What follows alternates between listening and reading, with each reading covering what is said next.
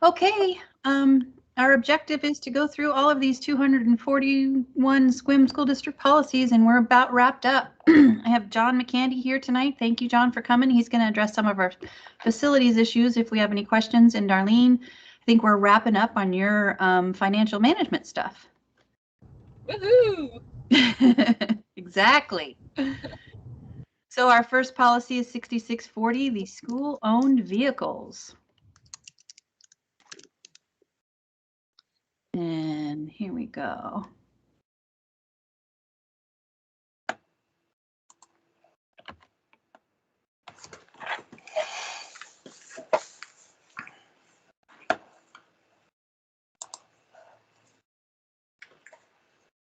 Mm-hmm.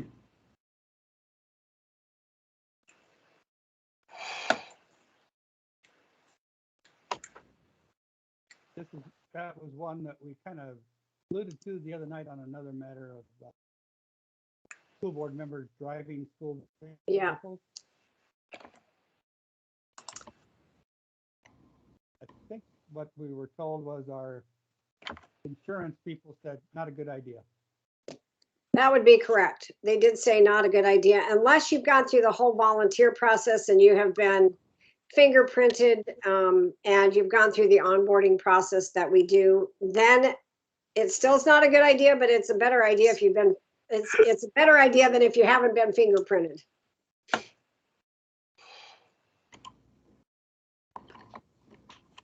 All right, and I know this definitely, Darlene, you probably can't see this, but you mentioned it briefly, the update the other night regarding the meal prices. I don't know if any of you had a chance to read the February Policy and Legal News, but I will bring up the markup.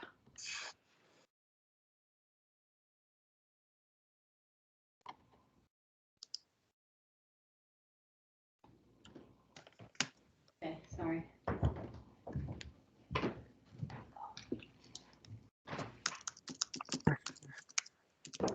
So it's a different name of the policy. What is that at the very beginning? Can you scroll back up? I just caught that. About recognizing the benefits of scheduling at least 20 minutes of seat time, which I think is great. Does it have? And it does have it. The scheduling recess before lunch, which I know isn't always possible, but I have read some interesting information about that, and there's actually some data about it, and just something that I never realized how beneficial that truly is. So I'm happy to see that in there. And Dr. Prine, I know when this first came out, we had an entire 700 policy committee because there's a lot of, you will kind of do this. And so we had some administrators give us feedback on some of these things. Okay. And I think now with, and just to be upfront, I'm hearing myself. Anyway, just so you know, with the way lunches are done now, there are some children that get outside before lunch, and there are some that get in after they get recess after lunch, because we have to spread our kids out in different spots over in different courses for lunch periods because they can't all be together at the same time. But having said that, when we get back to a normal year, it makes perfect sense, and I'm sure that the research does support that. Yeah, that's why I was saying it's. I know it's not always possible, but yeah, it's certainly something to strive for, and that's probably why it's worded the way it is. The board recognizes the benefits, so it's not saying it's mandatory, but yeah. Does this current policy allow for a cover our COVID modifications to lunch? I'm sorry, Larry, what was your question? Does this policy cover the modifications we've made because of COVID? No, those are just COVID protocols, and they are subject to change frequently. This policy does not allow for those changes, correct? Well, Tracy, can you pull the policy back up, please? Because my guess is this is going to be our policy for 21, 22. So it's going to be in there for at least a year. I'm guessing. Could be. Hope not, but maybe. Can you keep going down, please?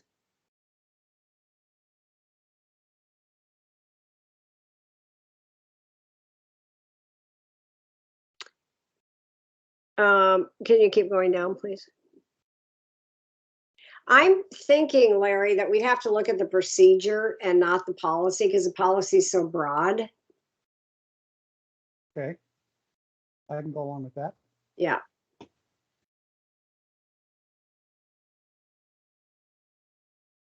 I like the therefore to the extent appropriate and feasible.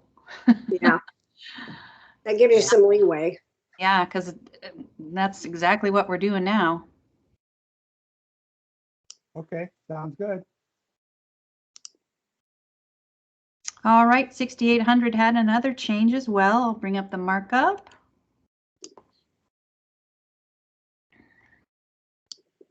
This might be a, okay.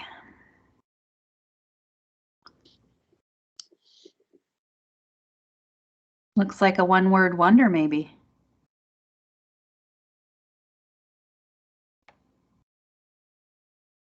Stop there with chemical and laboratory safety, since John might be on the line.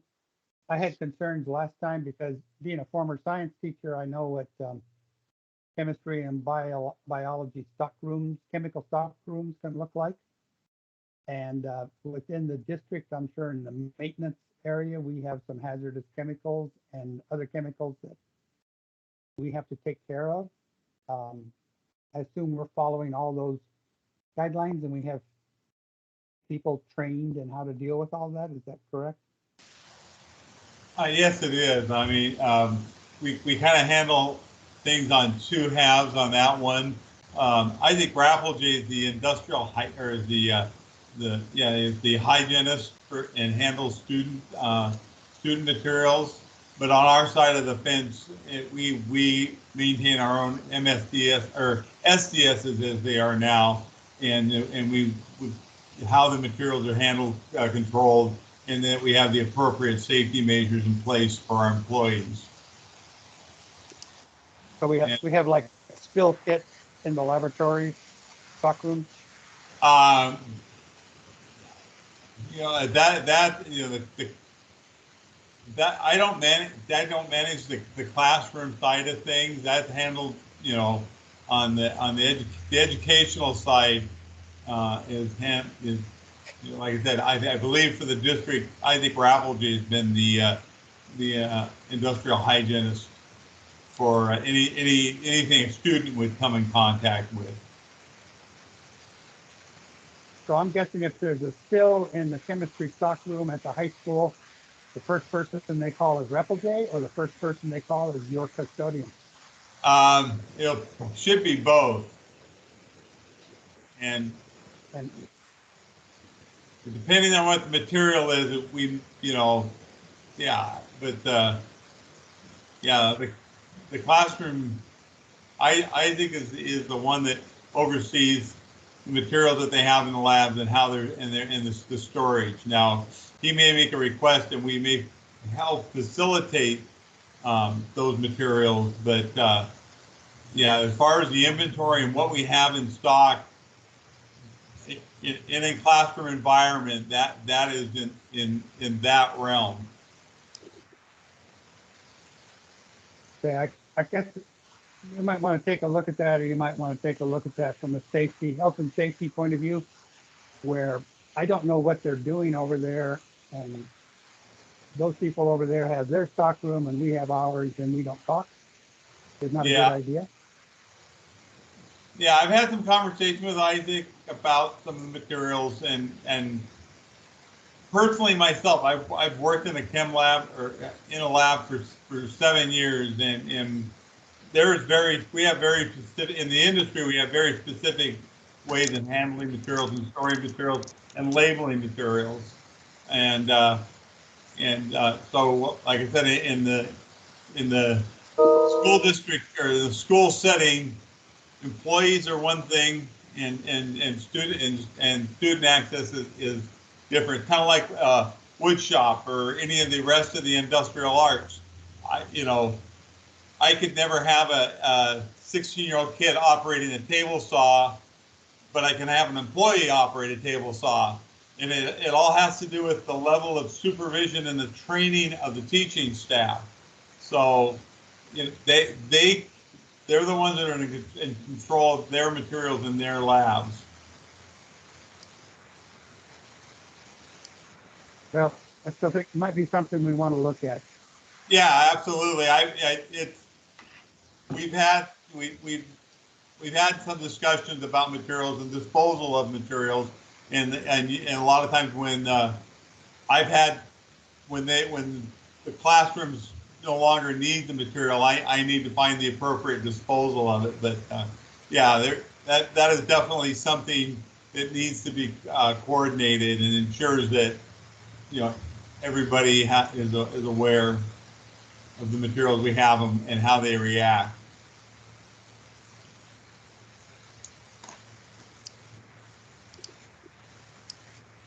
Well, as a former science teacher who has had to have inventory and clean up in stock rooms, and we had to make sure everything was safe, chemicals stored on the right shelf and chemicals not stored together, and constantly looking for signs of possible contamination. I'd like hopefully to see the district make sure that's being done and that people that are doing it have the appropriate training. Table saw safety is one thing. Acids, bases, those kinds of other hazardous chemicals stored in a stockroom someplace is a whole different safety protocol. Right, and we have had a review by the ESD and then also the fire, and we've made some changes. I think we even got I think a acid cabinet. We've made some changes. I know at the high school and middle school about materials being stored. So Good. Okay, thank you. All right. All right, we're on to capital assets. Hello, Director Gibson. Hello there. Can you hear me? Yes, sir. All right, thanks. I'm joining by phone here, Sounds but good. I do have I can see fine, and I have the policies pulled up on the computer here as well. Follow along. Great. Again, this is a format only. We took a look at this back in January of 18. And that was the most current updated WASDA.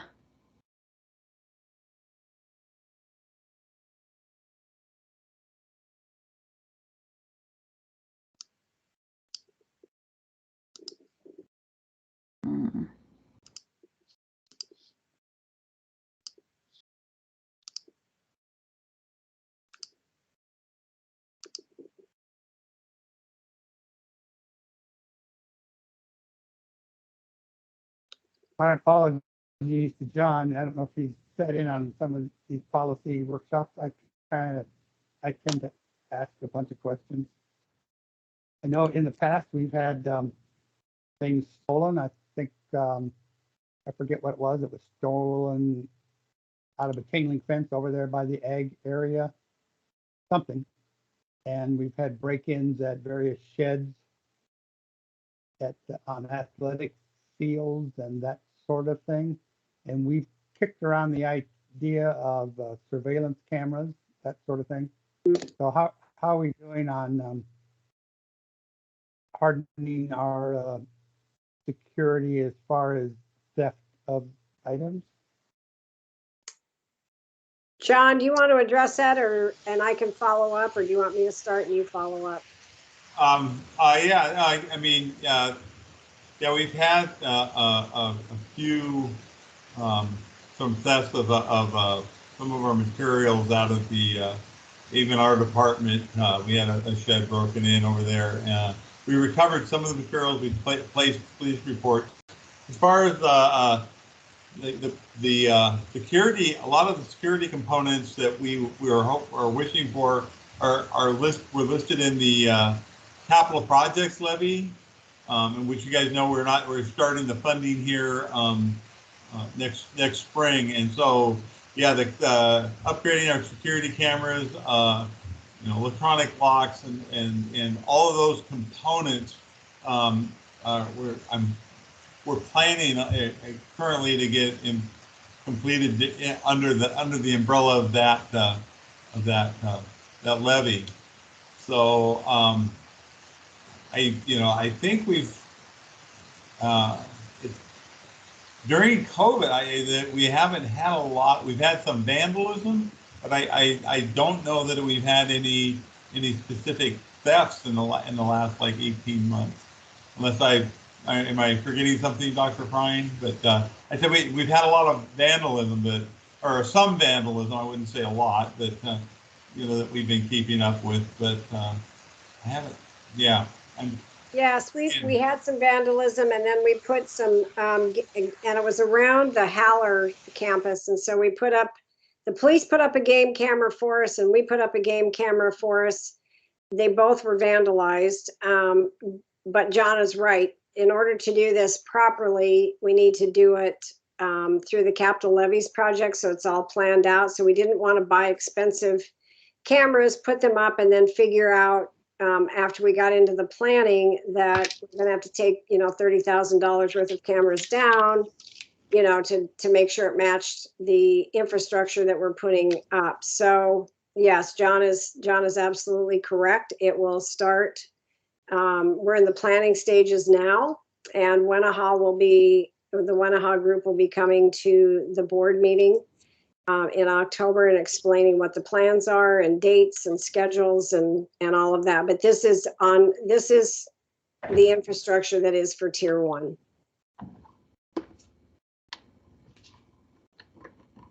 I will say, when I was at Helen Haller the other day for the start of school, watching the kids, I did walk along the new fence there. It's about a year old or so, and rattled the gates, and all of them were locked.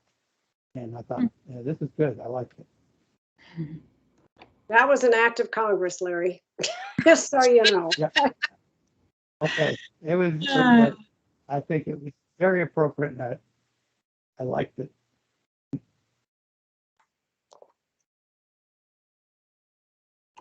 Okay, we'll move on to 6810, which is format only, energy management, education, and conservation. I believe this may have replaced that recycle policy.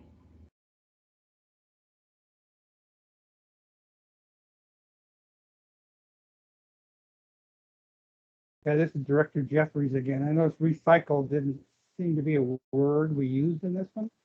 And recycling, I think, is really important. So if we can renew our efforts to recycle around all the campuses, that would be recycle and reuse would be good.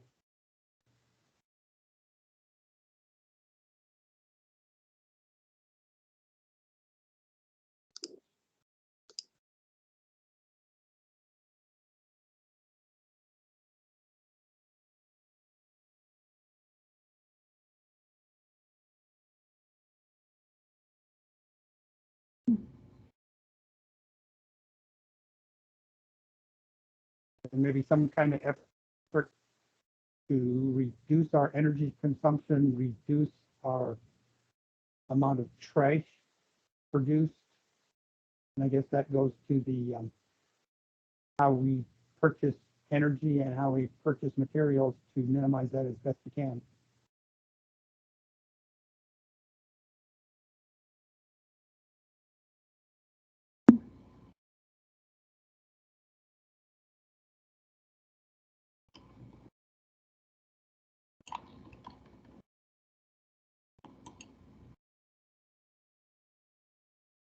Okay, 6881, our disposal of surplus equipment and materials. Again, a format only. I did not plug in these numbers here. We'll check our current one real quick. 6881. I think it's $1,000 and $2,500, but I'm not positive. Shall we over or under this? Taking bets.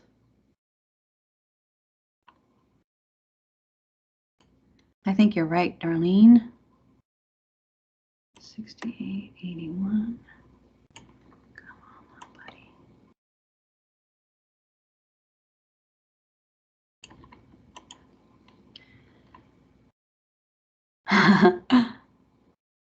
$1,000 or $2,500. Okay. Boy, that's an old one. Are those numbers still good, Darlene? It's an old policy, old numbers. That I don't know. John might have some input on that if they've disposed of some surplus equipment over the last few years.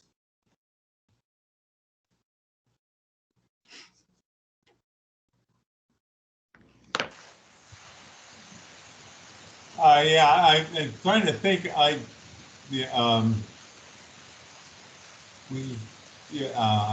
only thing I can remember disposing of, recently was the vehicles, and those have gone off to down to Stokes for auction over the last couple of years. I'm trying to think. We don't really have any items in storage.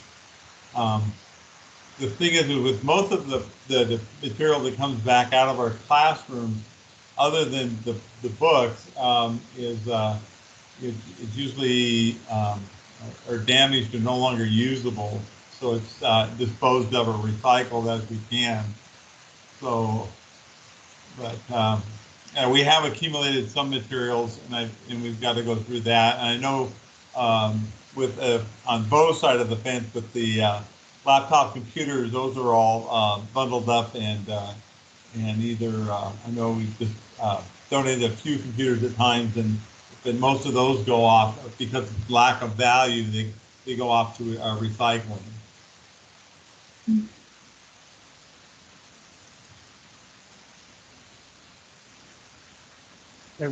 We approved a big batch of technology. Had a big long list of technology that was being surplus equipment that we had to approve a few months ago. Yeah, we palletized up. I think one shipment was nearly 12 or 14 pallets of material that we palletized up last year out of the middle school. It was all technology-based materials.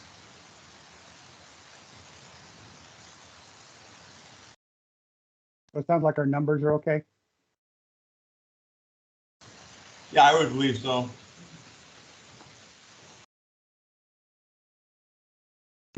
Thank you.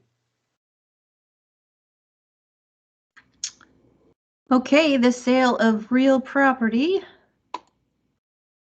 Did have an update there. Looks like we have to offer it to a charter school if we're going to sell anything first. There wasn't a markup available on this.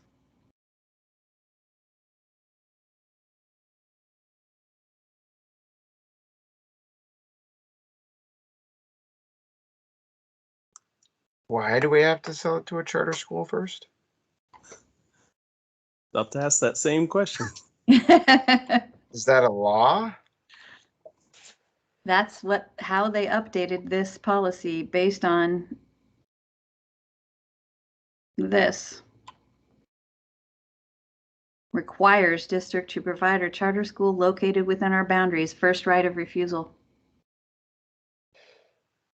Isn't there's only a really small amount of charter schools that are even permissible under the law to form, if I'm not mistaken, right? Yeah, that's my understanding. I was wondering. as well.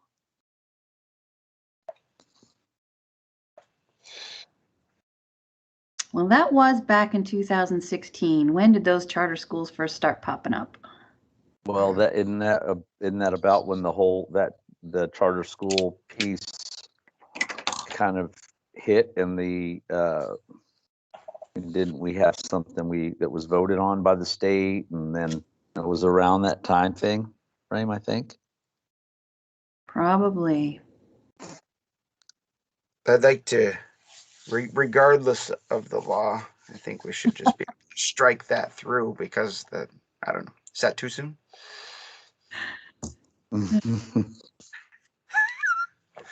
Let us sit for a second. You'll get it. Eric, I'll check on that Okay. and see if we can. Thank you. You're welcome. Mm-hmm.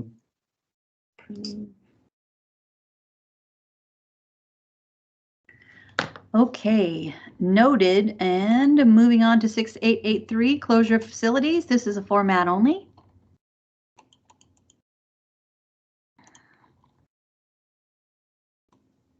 Somewhere in here, I got thinking, I made a couple trips to Blue Mountain School and sent some emails back and forth. And I know we have a Boy Scout that would like to do an Eagle project on Blue Mountain School. And I know that doesn't fit in closure of schools or some of these facilities, but somewhere in here,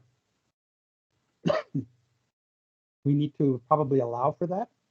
If the Scout can pass all the requirements we may put on them for safety and how to handle that building. And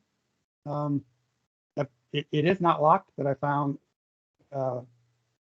maybe Dr. Prine can talk more about it, but we found that the Herman brothers up there kind of watch over it. They don't want to put a lock on that door because they don't want people breaking in.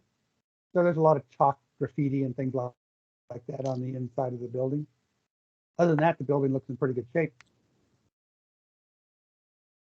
But it's still our building. And I'm not sure if something happens up there, are we liable? This maybe isn't the place to talk about it, but maybe we need to put that on a list someplace to talk about it eventually, especially when the Eagle Scout gets their project going. Yes, Larry, I will check on that because I got the whole story a couple weeks ago on the building. But it seemed to me, anyway, I don't want to say anything out loud right now because I may get my facts wrong. So I will check on that, but I'll check on the liability and our liability with it.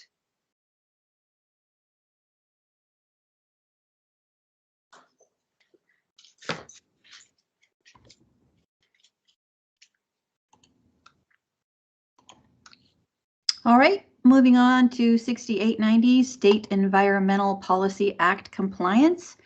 This was updated in October of 2011. We'll pull up the markup if we can.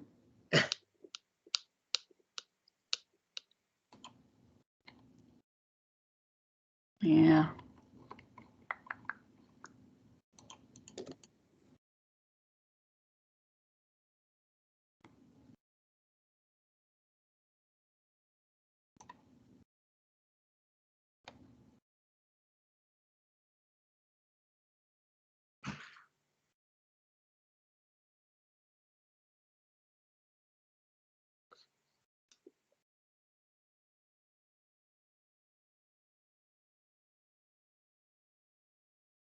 Looks like a junior lawyer got their hands on this one.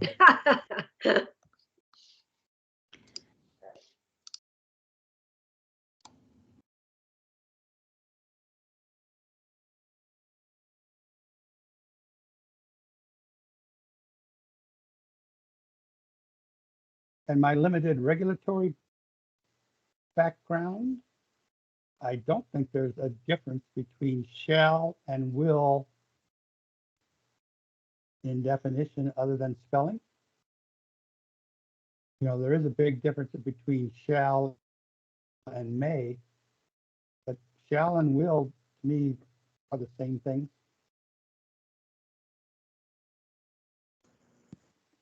I'm with you, Larry, and I think a junior lawyer out there disagrees. Or is trying to justify their paycheck.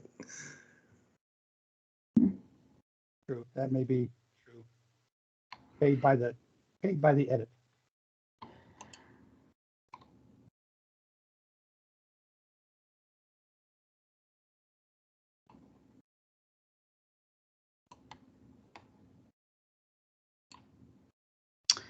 Okay, 6895 are pesticide notification, posting, and record keeping. This is a format only.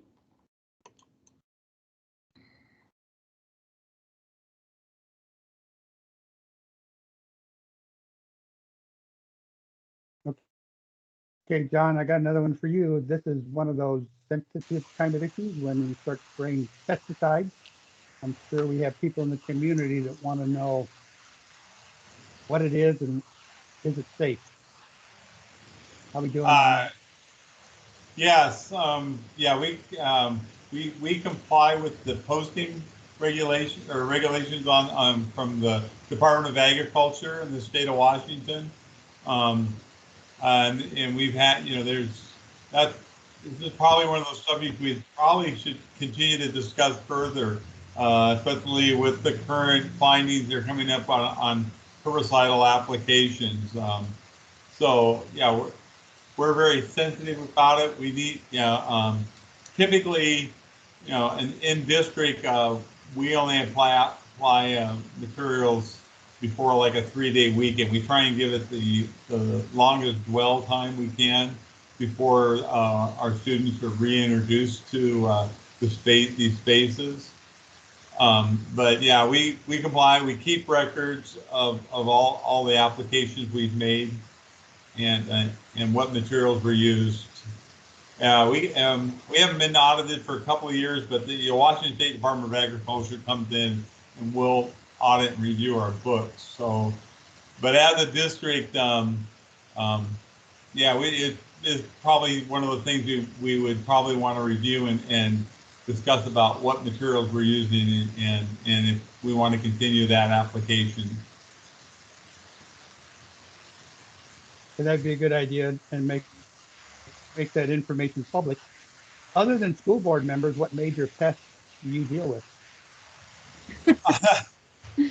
Oh, school board is the least of my problems. But yeah, a lot of it is herbicide. So we can spray herbicide products, primarily glyphosate and 2,4-D on fence lines. The other one we do some ant insect control, and again with very controlled manner.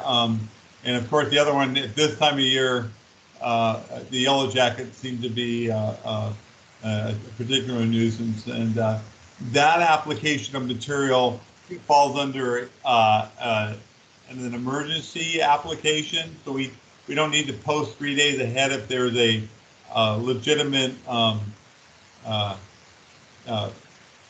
threat, so to be. I mean, we don't want kids getting stung by bees. And again, the bee spray we use is a perithecium-based material, which is actually a synthesized chrysanthemum oil. So it's detrimental to bees and hopefully not as much to human beings. Of course, we have the other one we're always trying to stay ahead of is rodent issues. We have to eliminate habitat, food, and water. So trying to stay ahead of those types of pests or of course cleanliness and limiting their habitat the best we can.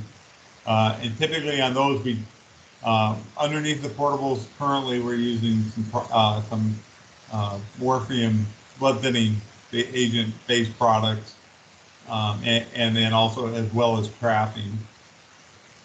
So anyway, Larry, I don't know if that answers all your questions, but I mean, we take pest control seriously and keeping records of what we're using and where we're using it, and trying to use the appropriate product.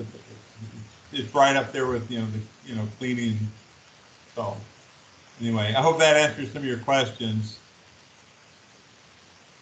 Yeah, thanks, John. I really like the way you talk. Sounds like you really know your stuff, and that's encouraging. Well, try and put some thought into it and do it right. So is the trick.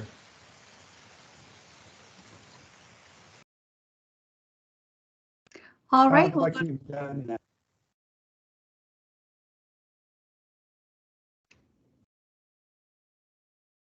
okay, we're going to move on to 6905 site acquisition, which was updated in July of 2017. I am not seeing a markup. Let's see.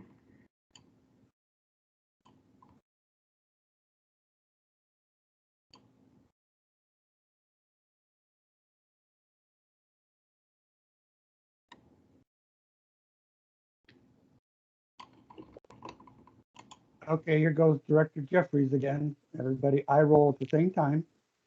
I did send an email to Dr. Prine about the property next door to the Swim Middle School is up for sale. And at one time we looked at that property for maybe putting something on that property. I think it's for sale for about 500,000, but just concerned about what might go into that property, and I don't think we're in a place where we can buy it, but we need to, the board seemed to be caught unaware about the AM/PM market gas station going in next door to Grey Wolf, and we need to keep an eye on that property to see what is actually put there. It doesn't, I guess, site acquisition could be used. I think one time we talked about putting a storage barn or something in that area, because last time I toured, we have a storage barn out by the bus barn out there, but it on a good rainy day, I'm not sure how protective it is up there. Just a question.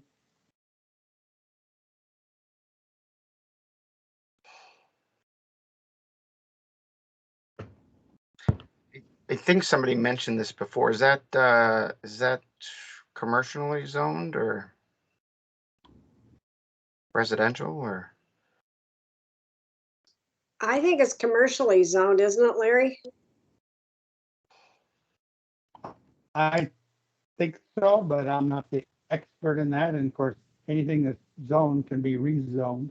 So I think we just need to be aware of what might be going in there. If it's more medical offices, that's one thing. If it's an apartment complex, there's a traffic concern there. But I think we need to be at least aware of what's happening to that property next door, if we're not going to buy it. Are we talking about next to the middle school? Yeah. Okay, yeah, it's commercial Yep. zone. Right next door.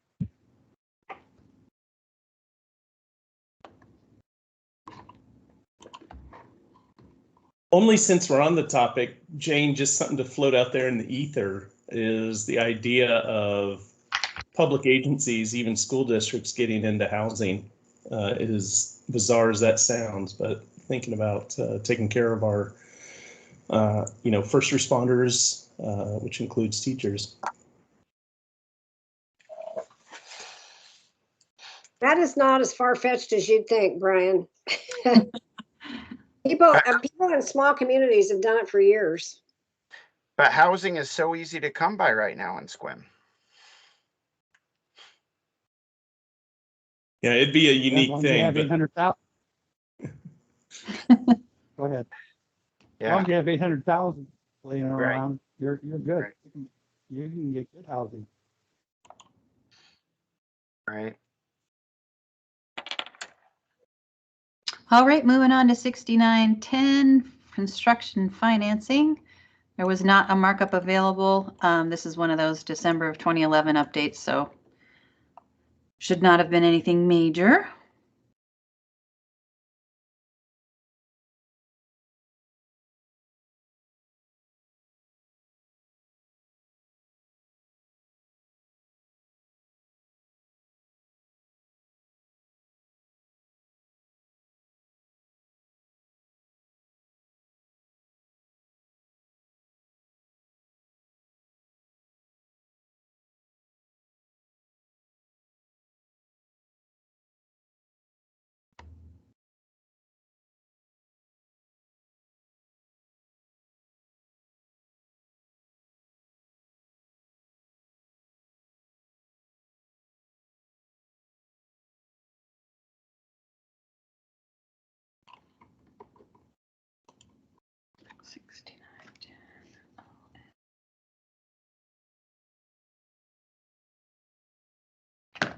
Okay, 6920 construction design.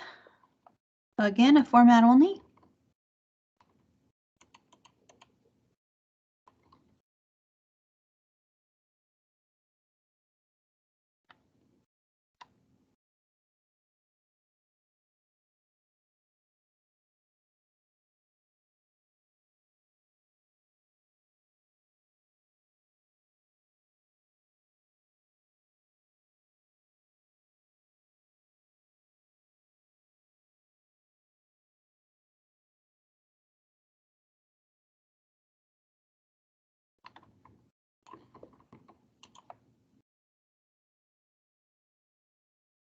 And policy 6925, architect and engineering services, was updated in December of 2011.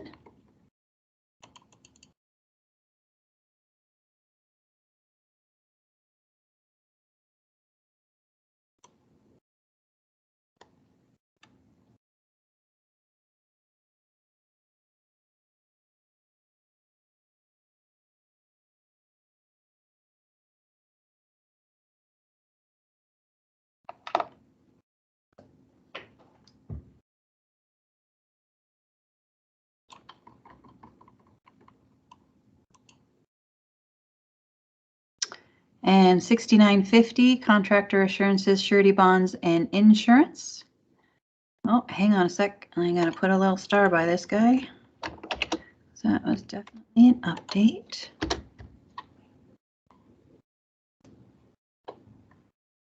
No markup available, but it does give a little synopsis of what the changes were all about.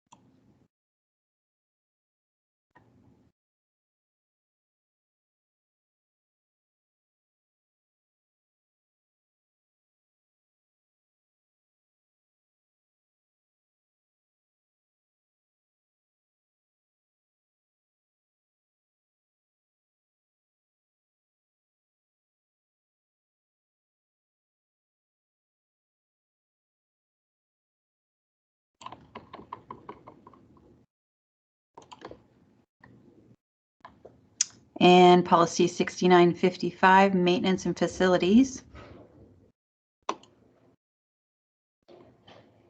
One of those December 2011 markups, so none available.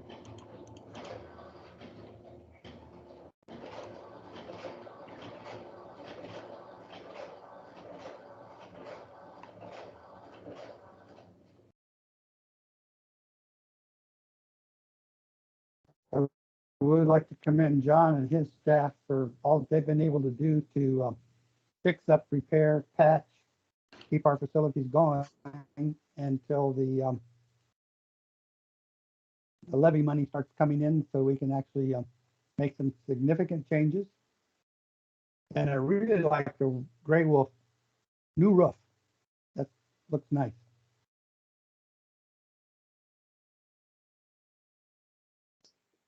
It does. And it was done on time and under budget. So kudos to the roofing company and kudos to John for getting all that secured before summer.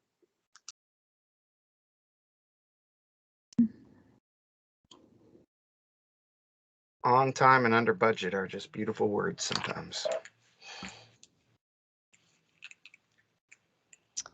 And it looks like we have a big rain coming up on Friday, so we can check for leaks. And no, I hate to say that, but until it rains, you don't know you have a leak.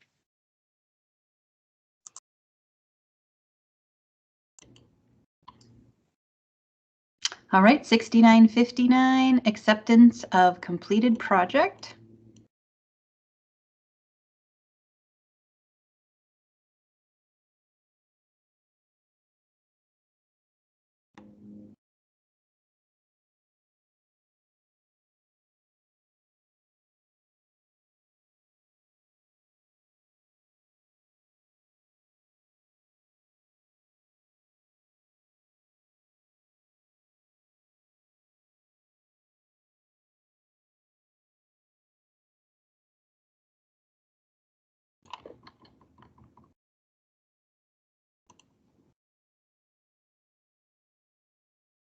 All right, and 6970, no markups available. This is change of December 2011.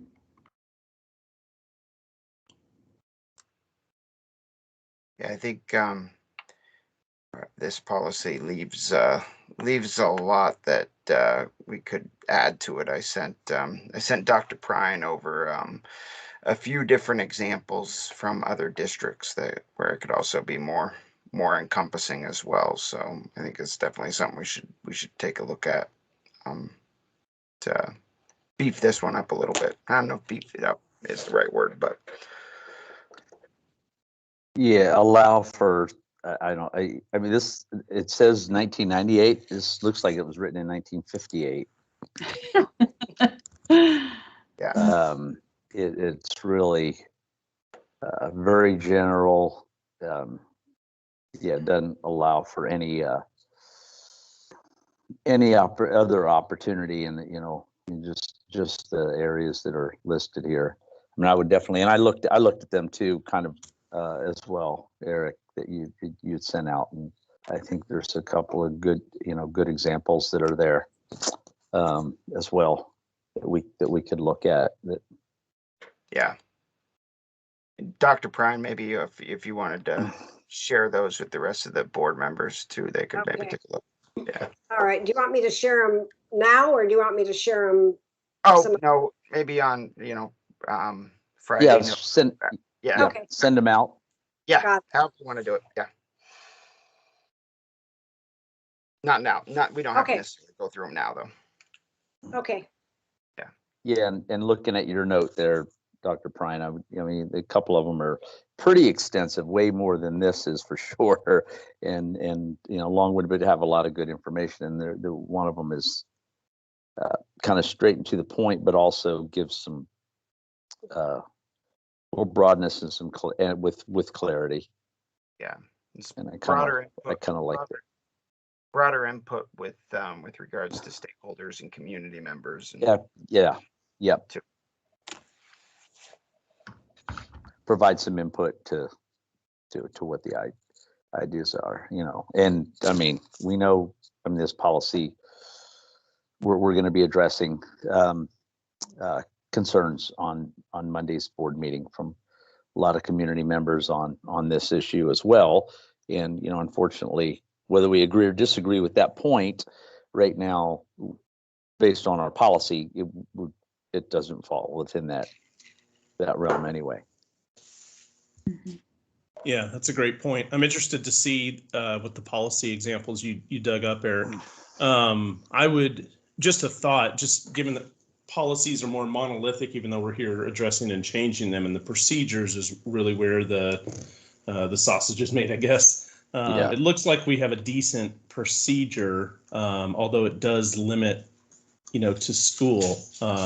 And the marketer in me comes out and says that should include fields, stadiums, basketball courts. And in practice, that's what we've done as a district, obviously, with our high school basketball court and with our, well, I guess that's the only example I can think of. But yeah, it's relevant and timely. And there's obviously discussion being asked of us in the community.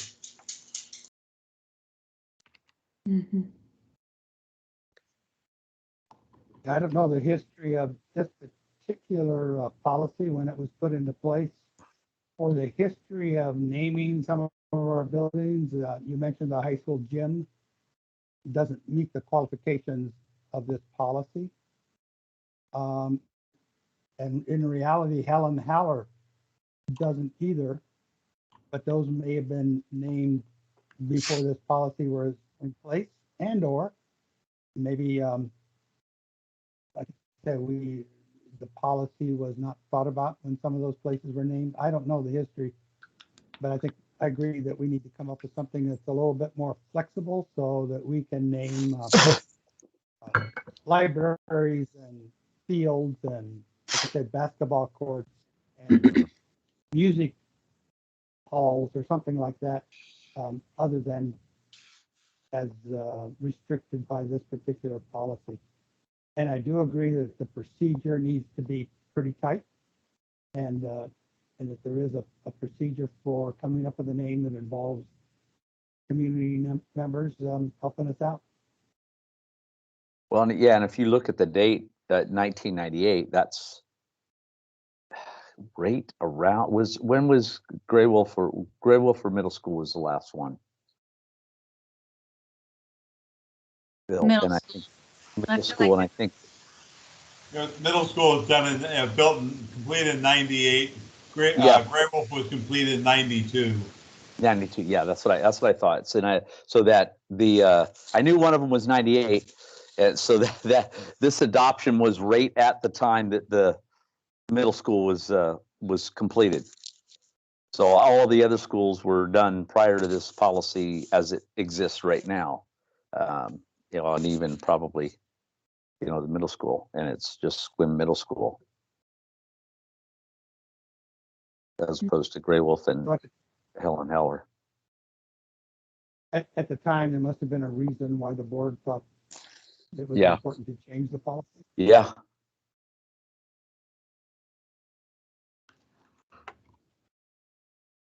All right, we are at 6971, works of art. Again, another update in 2011.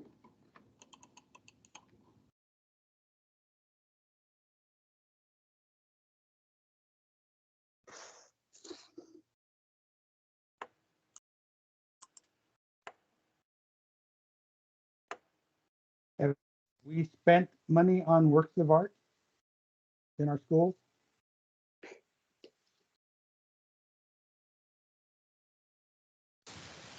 Yes, Larry. The several of the schools when they were built got art from I believe it was a state of Washington. The steel structure, steel object out in front of Haller was one of them. I'm trying to think what the artwork that we keep out at Gray Wolf Middle School has several paintings.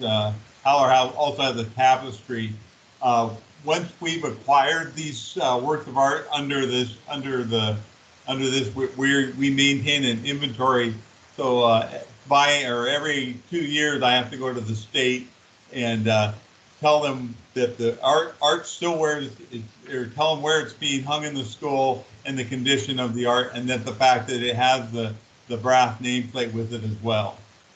So we have probably a dozen different, the stained glass at Haller in the library above the office area, that's one of the state commissioned arts.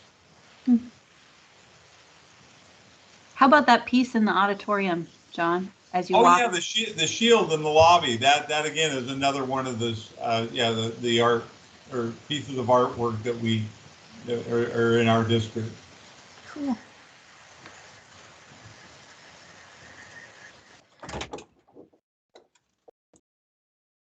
All right, and that concludes our regular items that were scheduled. We have something on the bottom about a continuity of operations policy. Dr. Prine, did you want to speak to that? Yes, can you pull it up? Oops, Sure. thanks. Well, there's a bunch of things. We've got a plan, a policy, a form. Let's look at this one.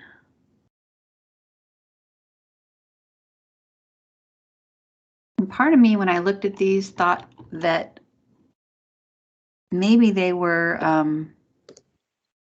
some of it was created in our safety committee, but Yes, some of it is with the safety committee. The continuity of operations plan is different than the continuity plan that we're required to do for basic ed, I believe. So this, and Eric, this is where the 12 hours comes in, the continuity of operation plan. This is for emergencies that we have to, I think when you talked about the 12 hours, I think it's in this one, as opposed to the continuity plan, which is if we have to go remote, how are we going to make that decision, which is different than this. This is keeping everybody safe, and what are we going to do in that case? sorry. So I believe this one, well, it is 2017, but So continuity of operations plans versus continuity plan. Correct. They're two different things. And so what I'm going to ask the board to approve on Monday, the 20th, is our continuity plan that goes with our basic ed plan that also goes with the state board's survey, and they all go together so that we are delivering instruction to students 180 days a year. Mhm. This is for emergencies, and so we will, that's what this one's regarding. Okay. So we need a co-op plan, and Vince will be heading up the Safety and Security Committee, and he's getting that ready to go at the end of September. So we'll be back in business.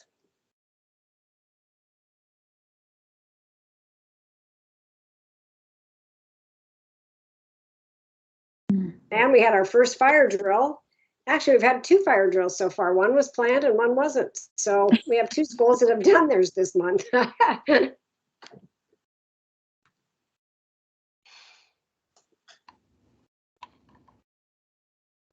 So Tracy, we'll bring this up actually also with our policy committee. Great. Sounds good. Is the policy committee up and running? The policy committee will be up and running by the 1st of October. It's in the planning stages, and we're just contacting people currently. Okay, excellent.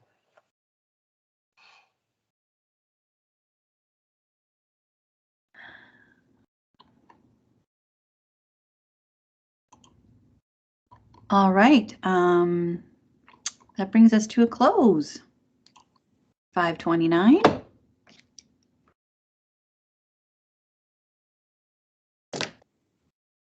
All righty. Are we doing a follow-up agenda planning? Yes. Yeah. Yes. Okay. The other thing I was going to ask you, board members, that on policy 6970, I don't think we even want that on the first reading on Monday, do we? I would say, Great point. I'd say no. Yeah, I would say no as well. All right. Yeah, Good catch, Jane. Yeah. I mean, it Is could it be still an possible to option have a on discussion? another, I'd be okay with a different policy under the completely rewritten policy almost under Yeah. as a first reading, but I don't know if we're ready yet, but If it's not ready for a first meeting, is there a way to have something ready to discuss or not? yeah, that's what I was gonna say is, do we want that? It may not be a first reading, but do we want it as a topic? We can talk about that in our agenda planning, but looking at it as a topic of discussion of new business on that and, ideas on thoughts on. Sense. Yeah. Yeah. Yeah. Absolutely. Right now, there's high interest in the naming policy. Mm-hmm. Absolutely. I think we need to I'm going to be reading move forward. Anybody want to be reading letters on Monday is welcome to join in. Just saying. We could pre-record. I'd be happy to help you out. I don't mind either. Although I do want to throw out there, and sorry if this is off topic, I really would recommend we get out of the practice of reading letters, although I understand why we started it, but I can follow up with thoughts on that. Yeah. I mean, if we're gonna stay no, that's a good point. If we're gonna stay virtual for a couple of meetings, but with the opportunity for people to make public comment, then, but still, but it's a good thought.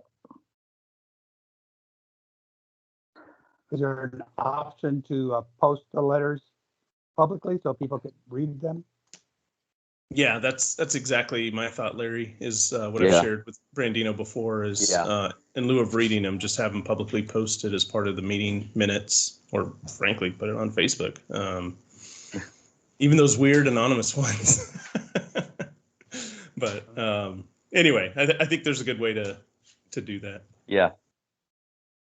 Well, it might be, a summary. We have 10 email comments. 5 of them are about